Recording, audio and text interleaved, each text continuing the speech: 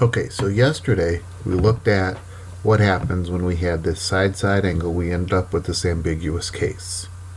So let's just take a look a little bit more detail with some of that.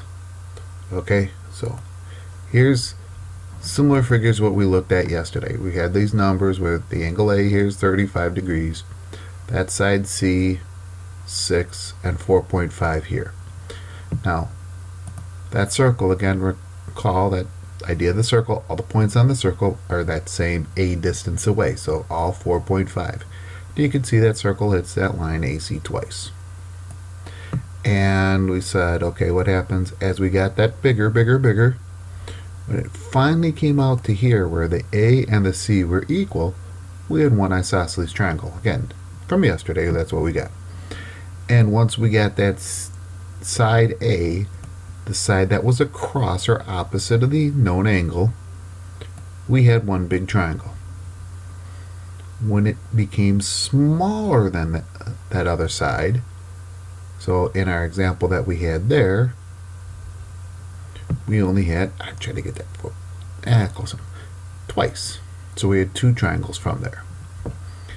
And as we kept getting smaller, as you can see at some point right about there, it looks like that circle hits that line.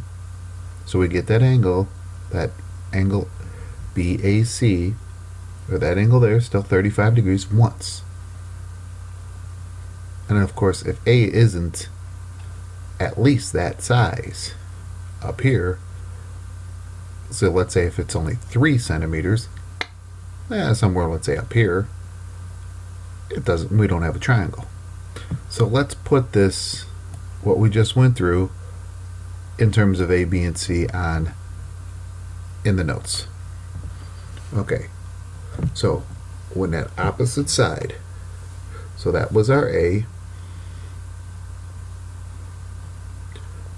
was bigger than this other side, or equal to, so when A is greater than or equal to C, we only had one triangle. So we would do this like we have always did. Like we did the law of sines the other day. No problem, just get it done, and that's it. Now, when A was less than C, but also greater than that height. Now, wait, height? Greater than, or that's what we also looked at yesterday. So when we go back to this one, but look at this page at altitude, that's where, when we draw that close, we get that altitude. Now, how do we get that altitude?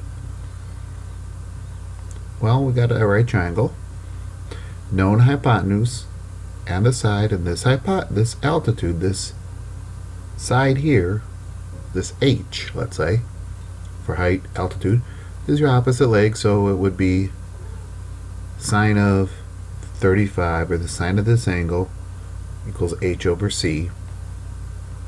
And of course, when solving, then you turn around and solve, so you get that. So again, if we look, we end up with,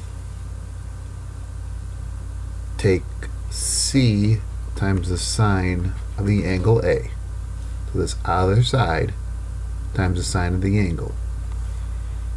That really gets you this height in that right triangle there. When that happens, when it's in between, not as big as the side, but bigger than that height, that's when we get two triangles.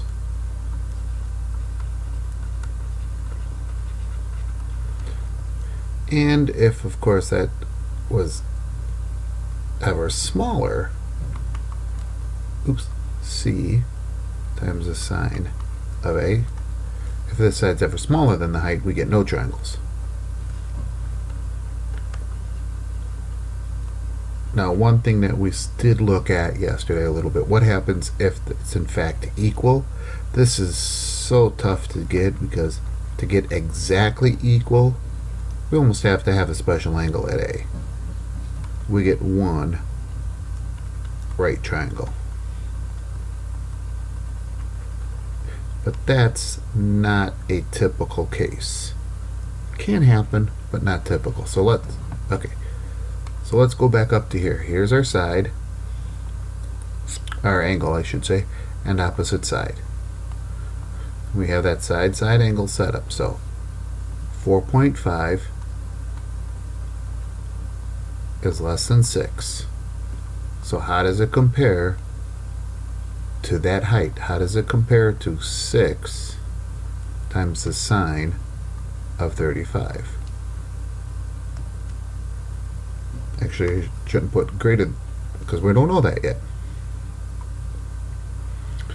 I punch it in the calculator and we end up this being 3.44, just enough to tell the difference, and lo and behold, it's in between the opposite side and the height, or not the opposite side, the other side, or the adjacent, and the height. So we have, therefore,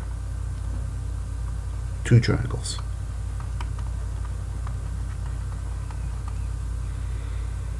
So going back to this here, moving that back out to 4.5.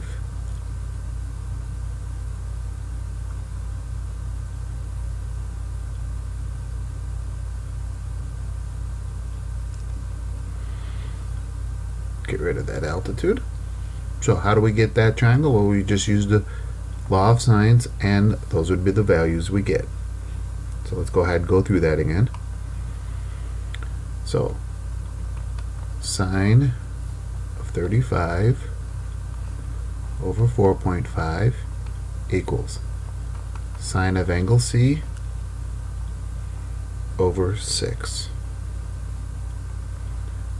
So sine of C equals 6 times the sine of 35 over 4.5.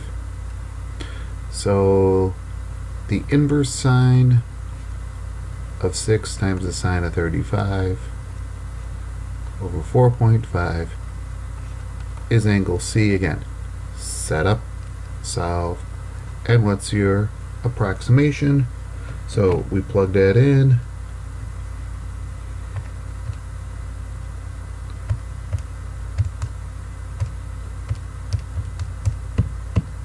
And we get 49.9. Now, if we just keep going, solving for the original triangle, we can go ahead and do this all at once. Just do one triangle at a time. So now the third angle, which is angle B, is 180 minus the 35 plus 49.9.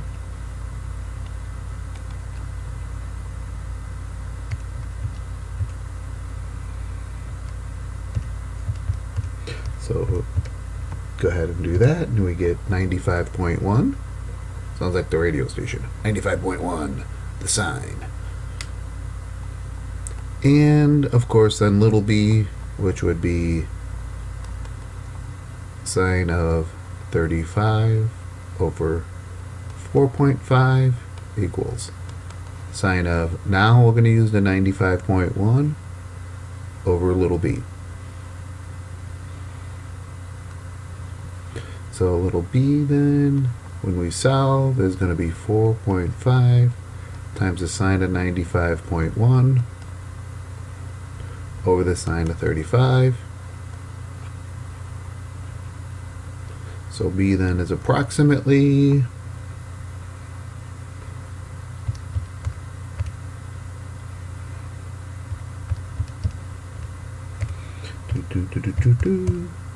punching that in your calculator, and I got 7.8,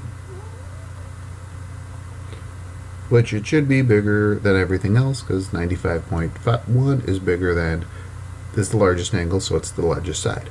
Okay, and of course if we look back to here, ta-da, done. Yeah, rounding makes, if we wanted to be a bit more precise to get to 10th, we'd get it.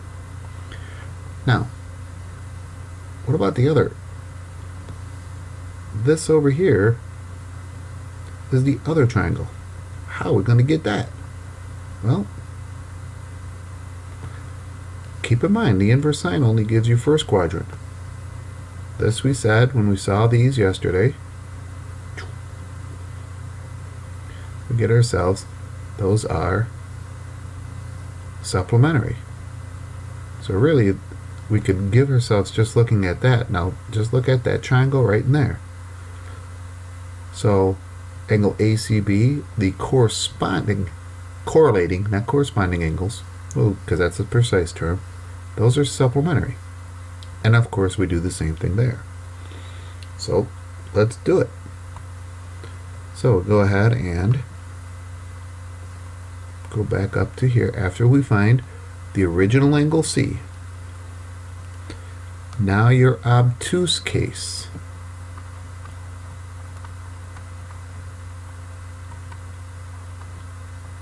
Now, the reason I say it's obtuse, yeah, we got an obtuse angle here, but not the one from the inverse sine. Remember, inverse sine only gives you quadrant 1 or acute. So, 180, the new angle C, in this other case,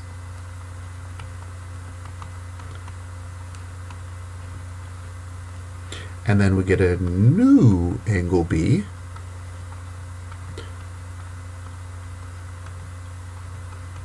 Now, there is not necessarily a relationship. It's not going to be a nice, good set relationship between, or nothing I would say, to try to find and use 14 between this one and this one. Yeah, might force something, but sometimes forcing it not going to be good for us in practice. And now, find little b. Same exact way we did before, except we're not going to use the 95.1. We're going to use 14.9. So this is again where the calculator, your graphing calculator, of using the fact of plugging it all in at once, you can scroll back through to get your other previous calculation, change that 95.1 to 14.9, and you get right 2.0. Okay, so basically it's one law of sines, and then you just have to redo one more, 2 extra subtractions. That's all. So try those and keep working on them. Okay.